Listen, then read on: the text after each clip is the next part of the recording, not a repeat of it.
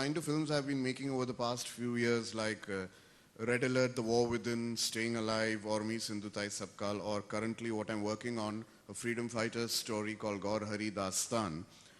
All of them are spaces which have not been explored previously in Hindi cinema. Initially, it becomes very difficult to convince a corporate or a producer to come on board to fund this kind of a film, because as we see, India is such a vast country, and the majority of the people would rather go in for what is normally termed as entertainment. They wouldn't call entertainment as something that keeps you engaged throughout 2.5 hours or 2 hours, whether it's serious or funny.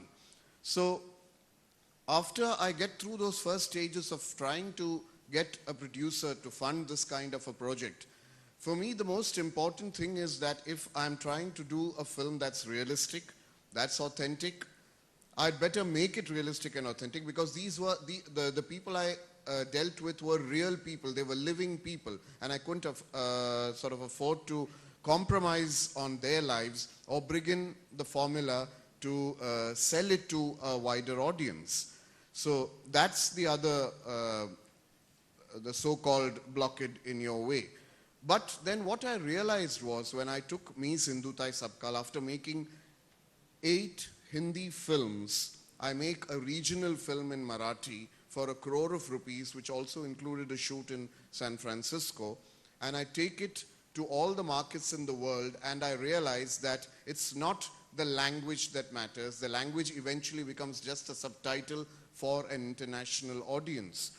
So what I'm trying to do at this point is, we talk of taking Indian films to Indians, to the whole of India, and then to Indians abroad.